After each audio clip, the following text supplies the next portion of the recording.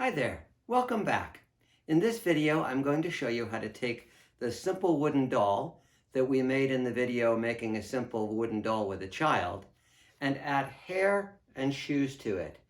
Again, the focus will be on empowering the child to do as much as they can to help them without doing the job for them any more than is necessary. These are the materials that you'll need to add the hair and the shoes to the wooden doll. You're going to want some wood for the shoes. In this case, I'm using 3/4 by 3/4 pine, although you could use any material. You'll need a Venetian blind card, yarn, scissors, glue, and the rest of the tools listed. I'll be using a miter box and a back saw to do the cutting, and I'll be using a hand drill. You could use a number of different saws, or you could use an electric drill, but please be careful if you're doing that with a child. Let's start with the hair. You could start with the shoes if you wanted, but in this case, I think the hair will be our best move. We are going to be looking at the top of the doll's head, okay? This is a great opportunity, if you're working with a child, to talk about grain. I'm going to show you a piece of the end grain of a larger piece of wood. You can see these dark lines and the lighter bands between them. Those are the growth rings on the tree. And when I'm working with children, we'll count how old this particular piece of wood is. If I'm drilling holes, I want to drill those holes into the softer wood. On a piece of wood like this, where the bands are broader, I'll make my dots where the wood is soft. On our particular doll, the bands are so closely bound together that it doesn't make any difference where I make my dots. So I'm going to make some dots on the top of the head of the doll. In this case, I'm using yarn when I do put in the hair so I can make, about 9 dots on a doll this size. I'm going to be drilling some pretty small holes. Once you've made the dots, you know where to drill your holes. You need to hold the doll in place so that you and the child you're working with, or the child all on their own, can drill those holes. Holding this in place is more difficult than holding it in place to drill the holes for the arms and legs. If you have a bench vise like this one, or access to one, that is by far the easiest way to hold it in place for the most successful experience for everyone involved. Not many people have a bench vise, though. Let me show you a couple of other methods for holding it in place that are equally effective. One method of holding the doll in place for this part of the job is to use a box like this plastic crate, a wooden box, a wooden crate, some box that is very stiff. I'm going to clamp the doll up. I'm using a C-clamp. It's necessary to have a C-clamp for this method, something that can really hold that doll firmly. Once I've got it clamped so the head is pointing up towards the top of the box, I'll turn the box, and now I can drill very easily in that orientation. If you have the ability to make something like this, I think you'll find it very, very useful, not just for making the doll, but for making any other project or any time that you need to clamp something onto a vertical surface. This is just 2 pieces of 2x4. They're about 8 inches long that are screwed and glued together so that they're nice and solid as one entire unit. I can take this piece and I can clamp it onto a bench, onto a horizontal surface, and get a vertical surface that is secure to clamp on. It's great for working with kids because I can put it onto the right height and I can use it with any surface. You will need another C-clamp. So I'm going to clamp this onto here, and this points out another little neat piece you can do with kids. If the C-clamp needs to be adjusted, don't do it for the child. Have the child do it for themselves. And in the process, don't tell them which way to turn it. Figuring out which way to turn this handle to make the C-clamp close or open is quite a job when you're doing it for the first time. And it's a great process of discovery.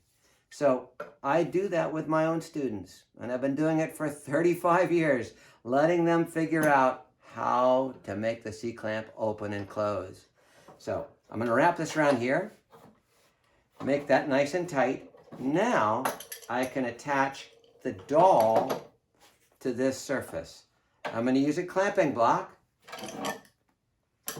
Oh, my C-clamp is almost the right size. It is! I'm in luck! It's the right size.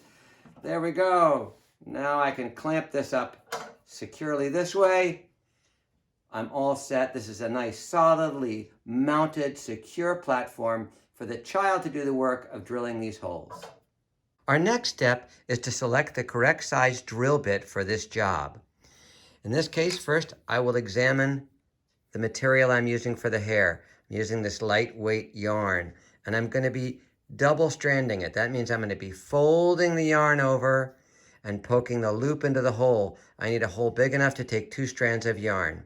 Let's check out these drill bits. Maybe this one would do. I'll do the 2 strands of yarn. I'll match it up next to the drill. And this is a great thing to do with the child you're working with. Have them help you decide the right size drill bit. That one, I bet we could get away with a slightly smaller one. Yeah. Let's put this back and pull out this one. If you're doing this with a child, though, be sure you pull it out of the case.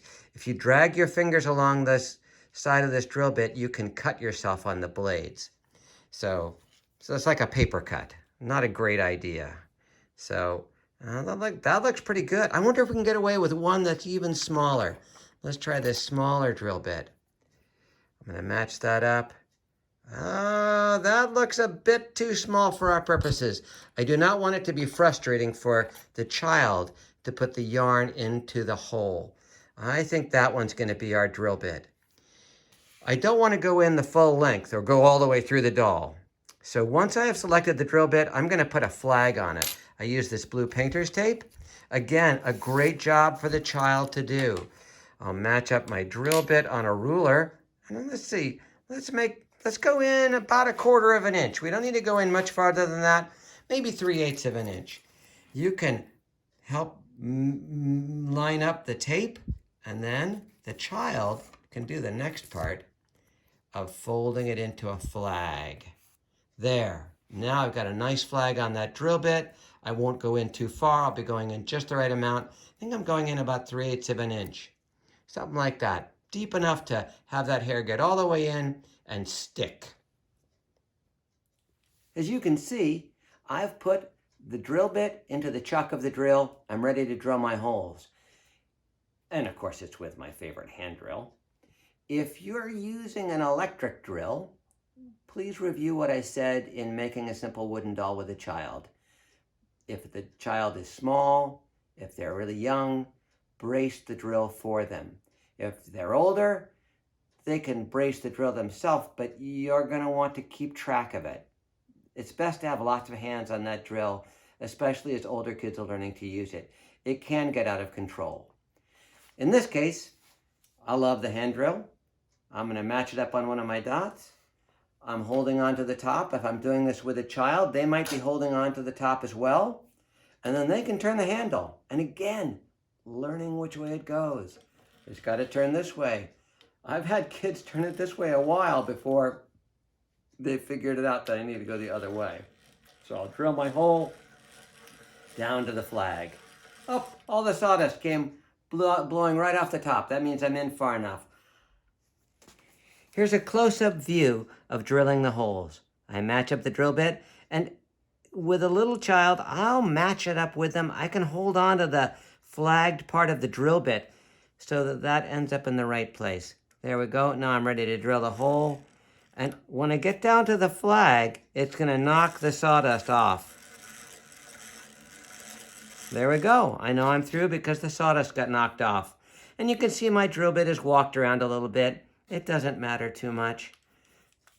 I'm going to put it right there as long as I stay on top of the head. Once you've finished drilling your holes, unclamp the doll and tap all of the sawdust that is accumulated in those holes out. I just bang it onto a hard surface, and then it's all cleared out. And you can see some of my holes crumbled into each other. That happens. I'll show you when I put in the hair that it doesn't make much difference. As long as I've got enough holes and I've got the area covered well enough on the head. Now I clamp the doll back up again. I've got the sawdust out of the holes. I am ready to install the hair as soon as I have the hair cut to the right length. Oh, and matching this up is sometimes tricky. Oh, there we go. Now it's time to cut hair. As you can see, I am particularly fond of this blue yarn for hair for my dolls. So I'm going to use it again on our new doll. And I'm going to cut the yarn twice as long as I want the hair to be. That's because I'm going to fold each piece in half and poke the fold into the hole. So I'm going to make it generously long. I can give my person a haircut later on. And this is a great thing again for the kid you're working with to do on their own. Like, how long do you want the hair to be? You cut it. If they know how to use scissors, they can do it all on their own. Remember, all through this process, the point is to empower the child to do everything they can. I need 9 pieces, so I'll go ahead and cut 9 pieces of yarn. Here you can see I am all set up for installing the hair. I've got my hairs laid out, I've got a toothpick for poking them into the holes, and I've got my glue. In this case, it's carpenter's glue. Any white glue will do the job perfectly well. First, I'm going to fill these holes with glue.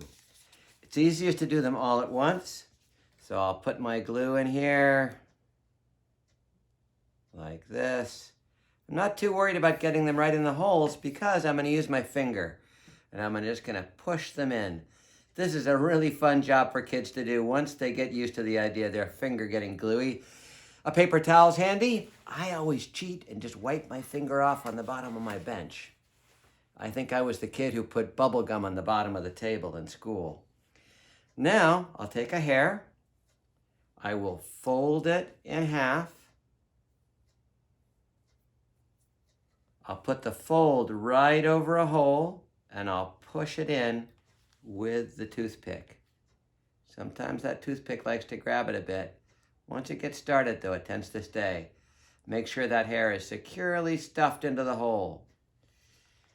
I'll do another couple so you can get the idea. I fold the yarn in half, place the fold over the hole, poke it in with a toothpick. I'm holding it in place with my thumb a bit to keep it from coming back out again. Give it a little bit of a twist sometimes in the toothpick. Helps you to release the hair. That's stuffed in there pretty well.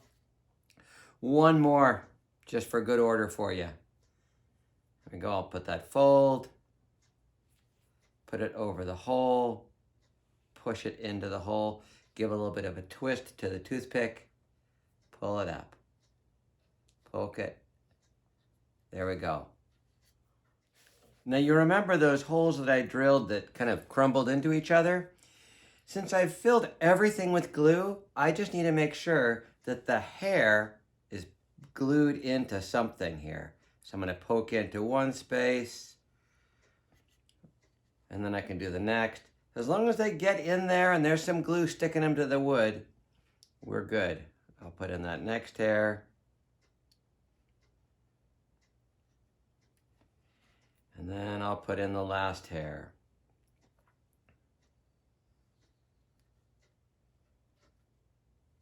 See, even though the holes were a bit goofy, it still works. I'm going to let this glue set for a good long time before I do anything else with the hair, so I don't risk pulling it out. There is one more step with the hair, but I'll show it to you after we've made some shoes. These shoes I'm going to make out of 3/4 inch by 3/4 inch wood, the same pine that I used to make the doll itself out of.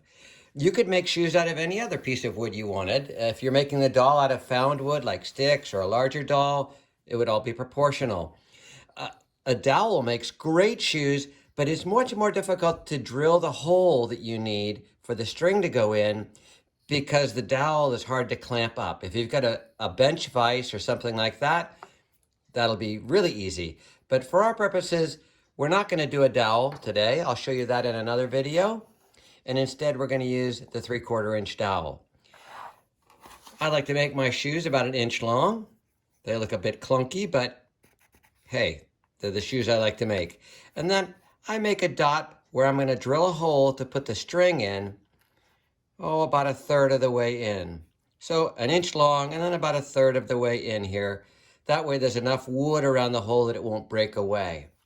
Now we're ready to drill these holes. Just as we did with the hair, we need to put a flag on the drill bit so we don't go in too far. I only want to go in part way.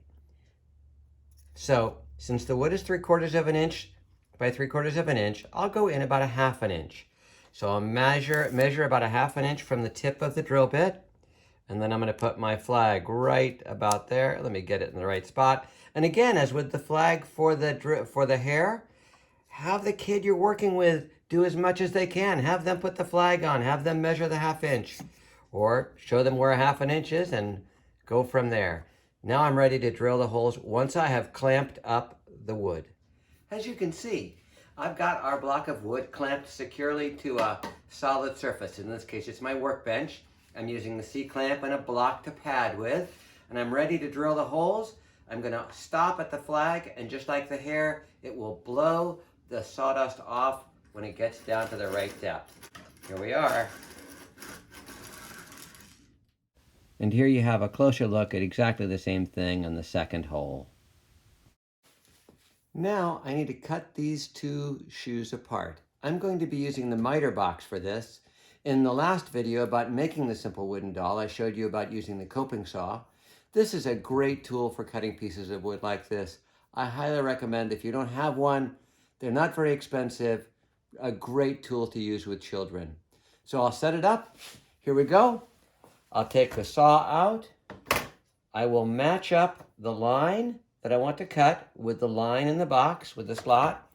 I'm using the spring clamp to hold it in place. Up, I move that line a little bit. I'll need to jockey it back in place. That happens.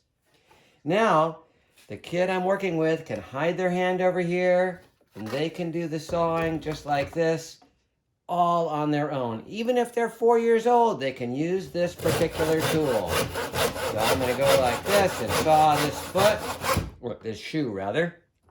There we are, there's one. And then of course I can just unclamp, move it over, and saw the next.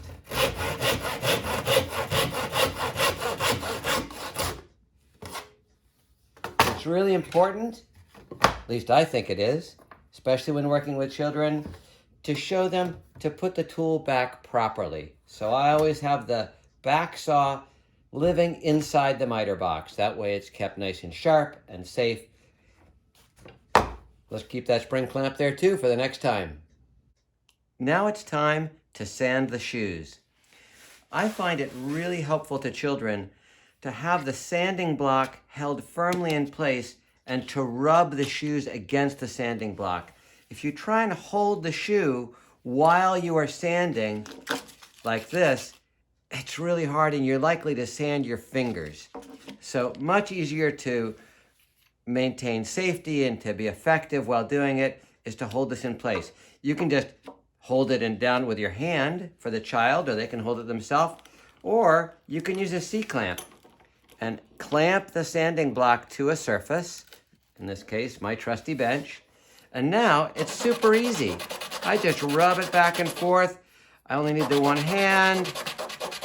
There we go. And it's kind of like burning through a crayon. I've had kids make all kinds of fun designs on their sanding blocks while they sand this. So here we go. I'm just sanding off all the sharp bits. Oh, you know, I could get that rough bit off too.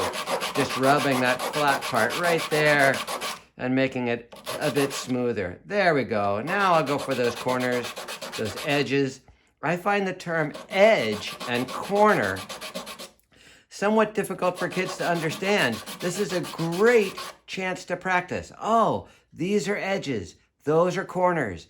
I want to sand all the edges and I want to sand all the corners. So if you're doing math with your kid, this is a great chance to practice some real practical geometry terms. Edges and corners. There we go. Oh, and surface. Faces. There we are. So faces, edges, corners. As you can see, this doll already has legs. It's the simple doll I made in the previous video. In order to put on the shoes, I either have to untie these knots and hope that the legs are long enough, or just simply put on new legs. Maybe you're making the doll for the first time, so we'll just take these legs off altogether. I can cut them off. There we go. Now we're ready to start over again. So I've got my 1/4 inch Venetian blind cord, the same rope that I used for the arms. I'm going to push the cord through the hole. I got to give it a bit of a twist. It can be a bit sticky. And then I'm not going to tie a knot for the foot because I'm going to put the shoe on there. I'm going to leave this nice and long so I can decide how long to make those legs once I've got the shoe ready. So that's plenty long. Okay, I'll do that one. I'll pull it nice and tight. There's a hip done. I'm going to do the other hip by making a great big loop and pushing the entire doll through it.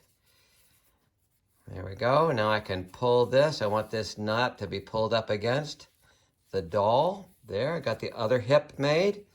And now I'm going to make these legs, both of them, about the same length. And then we'll decide how long we actually want them. Those are pretty long legs. I'm going to remember that the rope inserts about 1/2 inch into the shoe, so it's going to be about that long. That leg looks pretty big, and I do this with kids. How long do you want those legs to be? They might say, that's perfect, that's just what I want, or no, I want this person to have really short legs. I'm going to try and do it kind of proportionally and make it about the same length as the body. Okay, so that looks about right.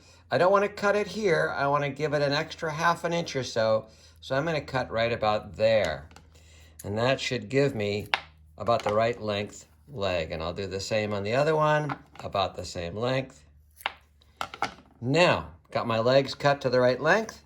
I'm ready to put the shoes on, but oh, do you see all those chips and stuff? That is going to be a real problem. So I'm going to use a toothpick, same toothpick I used to put in the hair, just to clear out all those chips. I want there to be free and open holes. And now I'll put in some glue. I just do one at a time because sometimes it takes a bit of finesse. I don't want the glue to start setting. So I can pinch this in. I'll bring it right up here so you can see it. I pinch the rope and push it into the hole. Give it a bit of a twist. I want it to go in all the way. And now I have the job of kind of being like an orthopedic surgeon. Uh-oh, that shoe's exactly backwards. I want it to be out the front of my person. So I'm going to keep twisting it until it lines up pretty well like that. Ah, there we are. Now we're ready to do the other shoe. Get a little bit of glue in the hole. And now, again, I'll pinch the end and twist, pinch and twist. Okay, and let's get this guy lined up. Up, our doll is doing gymnastics. Here we are. Up, that one isn't facing the right way at all. Okay, and I want this to go like that. Up, I got a bit of a twist. Get that foot facing the right direction. There. Now our feet are facing the right direction. And we are ready to do the final step of the doll, which is to make the yarn look more like hair. As you can see, I've clamped up the doll again for this last process of unraveling the yarn so it looks more like hair. I've also waited a few hours for the glue to set. Please wait for that glue to set before you do this part, because you're going to tug gently on the yarn and it might pull out of the hole, which can be very frustrating. So let that glue set, then clamp it up.